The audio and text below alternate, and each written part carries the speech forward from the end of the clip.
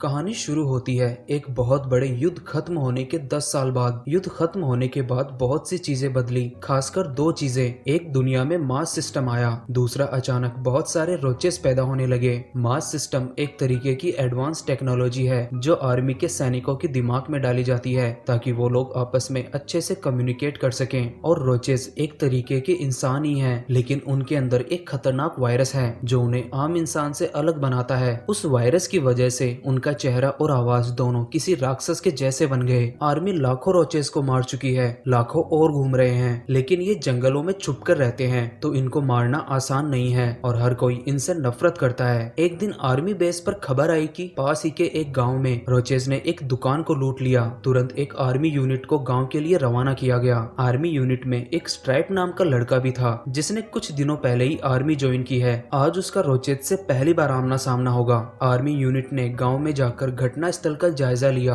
गांव के लोगों से भी बात की। गांव के लोगों ने उन्हें बताया कि उन्होंने रोचेस को देखा तो नहीं, लेकिन उनकी आवाज सुनी थी। उन्होंने खाने पीने की दुकानें लूटी और फिर हाइडेकर के घर की तरफ भाग गए। आर्मी यूनिट की हेड मेडिना हाइडेकर को जानती थी, उसके खिलाफ पहले भी कंप्लेंट आई थी। मेडिना ने अपने साथियों को बताया कि हाइडेकर एक धार्मिक इंसान है और रोचेस को अपने घर में शरण देता है। आज हम उसके घर जाकर तलाशी लेंगे, अगर रोचेस मिले तो उन्हें मारकर हाइडेकर को गिरफ्तार करेंगे। मेडिना यूनिट के साथ हाइडेकर के घर पहुंच गई। वो खुद तो हाइडेकर से पूछताछ करने लगी और अपने सैनिकों को घर की तलाशी लेने का ऑर्डर दिया। मेडिना ने हाइडेकर से कहा कि वो रोचेस को शरण देना बंद कर दे, नहीं तो आने वाले सालों में वो इंसानी सभ्यता को बर्बाद कर देंगे। अगर यहाँ कोई रोचेस है तो उन्हें हमारे हवाले कर दीजिए। हाइडेकर ने उसकी इन बातों पर ना तो कोई रिएक्ट किया और ना कोई जवाब दिया। मेडिना समझ रही थी कि हाइडेकर एक धार्मिक इंसान है तो इसकी नजरों में हर जीव की जिंदगी की वैल्यू है, तो ये कुछ नहीं बोलेगा। दूसरी ओर तलाशी लेते हुए स्ट्राइप को कुछ रोचेस मिले।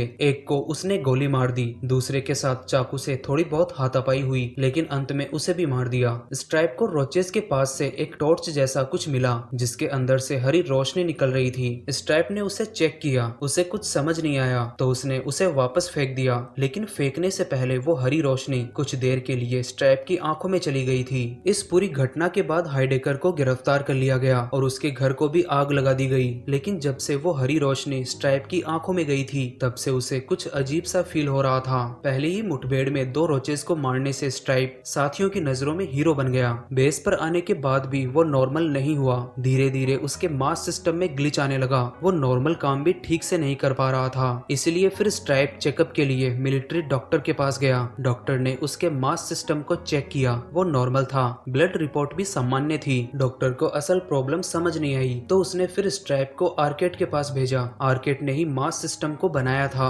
और अब वही इसे कंट्रोल करता है। स्ट्राइप जब आर्केट के पास गया तो आर्केट ने उससे पूछा कि जब तुमने रोचेस को मारा तो तुम्हें कैसा लगा। इस पर स्ट्राइप ने जवाब दिया, अच्छा लगा, ना कोई डर ना कोई पछतावा, बस अच्छा लगा। स्ट्राइप का जवाब सुनकर आर्केट ने उसे यकीन दिलाकर कहा कि तुम्हारा मास सिस्टम एकदम सही है, कुछ वक्त में तुम नॉर्मल हो जाओगे। स्ट्राइप ने उस वक्त तो आर्केट की बात से एग्री कर लिया, लेकिन दूसरी तरफ मास सिस्टम का ग्लिच उसे इरिटेट कर रहा था। रात को जब स्ट्राइप सो रहा था तब उसके सपने भी ग्लिच करने लगे। इस वजह से उसकी नींद बीच में ही टूट गई और जब वो उठा तो उसने अपने साथियों को देखा। नींद में उनकी आंखों की पुतलियां और हाथ एक ही पैटर्न में हिल रहे थे। तब स्ट्राइप को समझ आया जो सपने वो देख रहा है वो भी कंट्रोल्ड हैं। ये उसे थोड़ा अजीब लगा। अगले दिन मेडिना दोबारा अपनी टीम के साथ रोचेस को मारने निकली क्योंकि उसे एक जगह की लोकेशन मिली थी जहां वो हो सकते हैं। वो लोकेशन खाली पड़े अपार्टमेंट्स की थी। जंगल पार करके वो लोग वहां तक पहुंच गए। मेडिना मास सिस्टम के जरिए टीम को अपना प्लान समझा रही थी। अचानक स्ट्राइप का मास सिस्टम पूरी तरह खराब हो गया और वो एक नॉर्मल इंसान बन गया। मास सिस्टम खराब होते ही स्ट्राइप ने नोटिस किया कि उसे वातावरण की आवाज आने लगी, जैसे हवा के चलने की आवाज और चिड़िया के चहचहाने की आवाज। साथ ही ये भी नोटिस किया कि वो अब चीजों को सूंघ पा रहा है जो वो पहले नहीं कर पाता था। इसी बीच अचानक रोचेस ने उन पर हमला कर दिया और मेडिना मारी गई। उनकी बाकी टीम दूसरी तरफ थी। उस वक्त वहाँ सिर्फ स्ट्राइप और उसकी साथी रे ही थी। दोनों रोचेस को मारने के लिए अपनी गन्स के साथ बिल्डिंग में घुस जाते हैं और उन्हें ढूंढने लगते हैं। अचानक स्ट्राइप ने देखा बिल्डिंग में रोचेस के साथ साथ नॉर्मल इंसान भी है। उसने इंसानों को यहाँ से जाने के लिए कहा, लेकिन उसे अजीब तो तब लगा जब रे उन्हीं इंसानों को शूट करके मार रही थी जिन्हें वो रोचेस से बचाना चाहता था। स्ट्राइप रे को रोकने की कोशिश करता है लेकिन वो नहीं रुक रही थी। मजबूरी में उसने रे से हाथापाई कर उसे मारकर बेहोश कर दिया। इसी बीच स्ट्राइप को भी गोली लग गई। उस वक्त वहाँ एक औरत अपने बच्चे के साथ थी। स्ट्राइप उन्हें रे से बचाने के लिए अपने साथ जंगल की तरफ ले जाने लगता है, लेकिन गोली लगने से उसका खून बहुत बह गया और वो रास्ते में बेहोश हो गया। स्ट्राइप का उसके लिए बिहेवियर देखकर उस औरत को भी थोड़ा अजीब लगा। उसके बेहोश होने के बाद वो औरत उसे गहरे जंगल में अपने अंडरग्राउंड घर लाकर उसका इलाज करती है। उस औरत का नाम कैटरीना था। स्ट्रैप के होश में आने के बाद उसने उससे पूछा कि मैं तुम्हें कैसी लग रही हूँ, क्या रोचेस के जैसी? इस पर स्ट्राइप बोलता है कि मैंने रोचेस देखे हैं, वो एक मॉन्स्टर के जैसे दिखते हैं और वो बोल भी नहीं सकते। तुम तो एक आम इंसान के जैसी दिखती हो। इस पर कैटरीना उसे बताती है कि तुम्हारा मास सिस्टम तुम्हें ऐसा दिखाता है। सब कुछ 10 साल पहले शुरू हुआ। युद्ध खत्म होने के बाद सभी लोगों का डीएनए टेस्ट और स्क्रीनिंग की गई। अगर खून में किसी भी तरह की प्रॉब्लम होती तो उन्हें रोचेस घोषित कर दिया जाता। हर जगह उनसे नफरत करना सिखाया जाता, लेकिन असलियत में रोचेस जैसा कुछ नहीं होता। कैटरीना ने यह भी बताया कि उनका एक साथी एक डिवाइस पर काम कर रहा था जो टॉर्च जैसा होता है और उसके अंदर से हरी रोशनी निकलती जो तुम्हारा मास सिस्टम खराब कर सकता है। स्ट्रैप ने फिर कहा कि तो फिर उन गांव वालों का क्या? उनके अंदर तो मास सिस्टम नहीं है, उन्हें क्या दिखाई देता है? कैटरीना ने कहा मुझे नहीं पता। स्ट्रैप के दिमाग में एक साथ बहुत सारे सवाल आ रहे थे, लेकिन उसे जवाब एक का भी नहीं पता था। उसी वक्त रे भी स्ट्रैप का पीछा करते हुए उस अंडरग्राउंड घर तक पहुंच गई। उसने तुरंत कैटरीना और उसके बेटे को शूट कर मार डाला।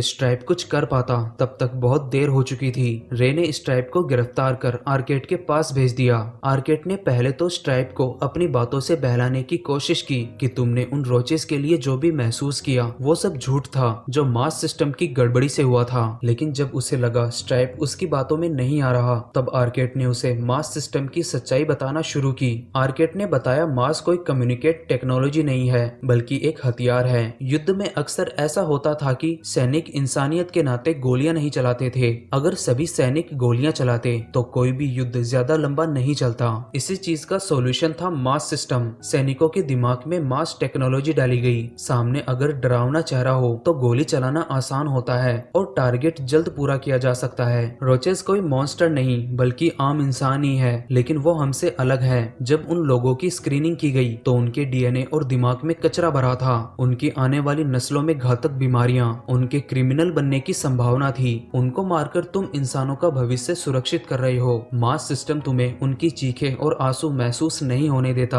आर्केड की बात सुनकर स्ट्रैप को बहुत दुख हुआ। उसे पता चल चुका था कि इन लोगों ने उसके हाथों मासूम लोगों की हत्या करवाई है। आर्केड ने स्ट्रैप से कहा कि अब तुम्हारे पास दो ऑप्शन है, या तो तुम अपना मास सिस्टम रीसेट करवाओ जिससे तुम्हारी पिछली 3 दिन की याददाश्त मिट जाएगी और तुम अपनी जिंदगी एक बार फिर दोबारा शुरू कर सकते हो। दूसरा ऑप्शन है अब इन यादों और हत्या के गिल्ट के साथ जेल में उम्र कैद काटो, क्योंकि तुम्हें इतना कुछ पता चल चुका है कि हम तुम्हें बाहर खुला नहीं छोड़ सकते। स्ट्रैप ने कहा उसे कुछ भी रीसेट नहीं करवाना। इस पर आर्केड ने उसे उसकी आंखों की असली फुटेज दिखाई जब उसने उस हाइडेकर के घर पर 2 इंसानों को रोचेत समझकर बेरहमी से मारा था। वो असली फुटेज देखने के बाद स्ट्रैप अंदर से और ज्यादा टूट गया। आर्केड ने एक बार फिर उससे पूछा कि तुम्हें कौन सा ऑप्शन चुनना है, खुद को खून करते हुए देखना। ये याद स्ट्रैप बार बार नहीं झेल सकता था, तो उसने रीसेट करने का ऑप्शन चुना। फिर से उसे खूबसूरत सपने दिखाए गए जिसमें उसके पास एक प्यारी सी गर्लफ्रेंड और खूबसूरत सा घर था, लेकिन असलियत में ऐसा कुछ नहीं था। दरअसल एक बहुत बड़ी तबाही के बाद सरकार एक परफेक्ट ह्यूमन जनरेशन चाहती थी,